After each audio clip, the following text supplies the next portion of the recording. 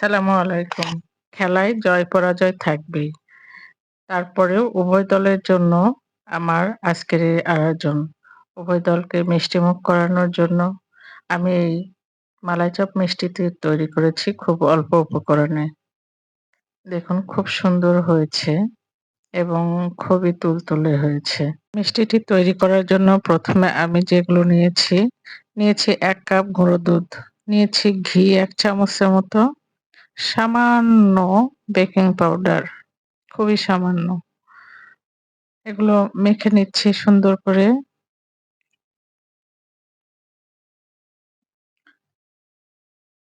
দেখুন সুন্দর করে মাখছি।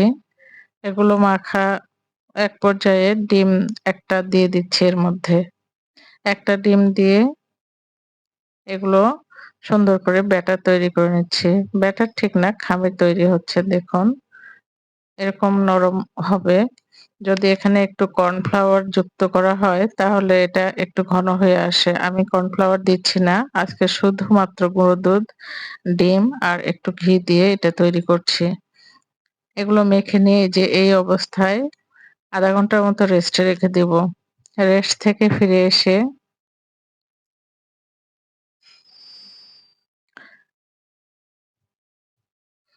দেখুন ঢাকনা খুলে দেখব যে এটা কিছুটা টেনে এসেছে।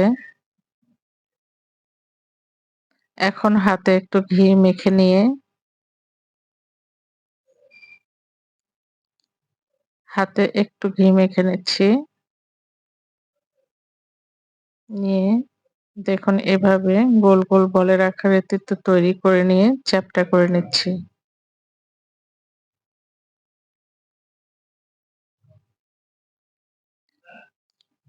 এভাবে ১ কাপ গুঁড়ো দুধ থেকে আমার যে কয়টি তৈরি হবে সেই কয়টি মিষ্টির আকৃতিতে তৈরি করে নিব। দেখুন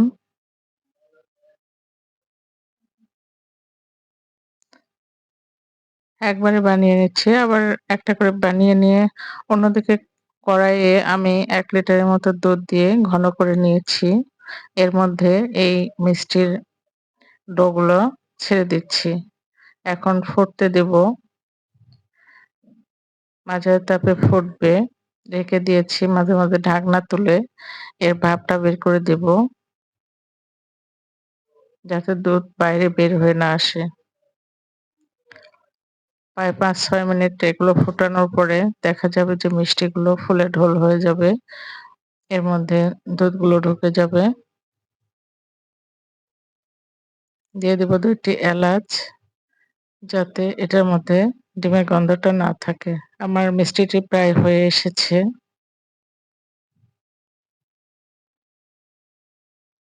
কত তুলতুলে হয়েছে দেখুন। এ পর্যায়ে দিয়ে দিচ্ছি চিনি ৩ টেবিল চামচ।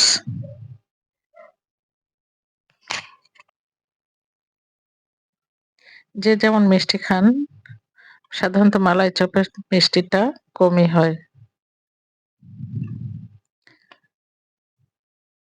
চিনি গলে যাওয়া পর্যন্ত অপেক্ষা করব। দুধগুলো গায়ে, গায়ে লেগে এসেছে। যদি আরো ঘন করতে চান আপনারা আরো দুধ দিয়ে দিবেন। তার মধ্যে কিছুটা গুঁড়া দুধ দিয়ে দিয়েছি যাতে ঘনত্বটা আরো ভালো আসে। ২ টা এলাচও দিয়ে দিয়েছি সুঘ্রাণের জন্য। মালাই চপ প্রায় হয়ে এসেছে। আমি এখন এটা নামিয়ে ফেলবো।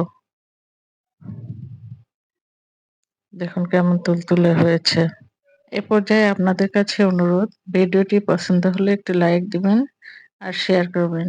চ্যানেলটি সাবস্ক্রাইব করে আমার পাশে থেকে আমাকে নতুন, নতুন ভিডিও তৈরি করতে বা আপলোড করতে উৎসাহিত করবেন। ইনশাআল্লাহ আমি আপনাদের আশা বা চাহিদাগুলো পূরণ করতে পারবো নতুন ভিডিও দিয়ে।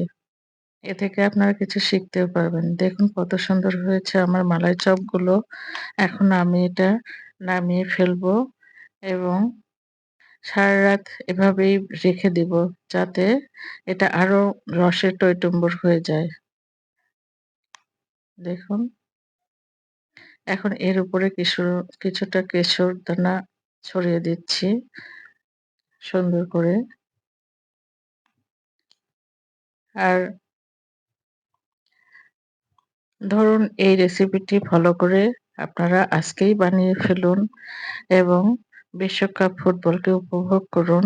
উভয় দলই যারা জিতে যাবে, যারা হারবে উভয়ে হার জিত তো সবসময়ই থাকে। মালাই চপটি কতটা নরম তুলতুলে হয়েছে দেখতেই পাচ্ছেন।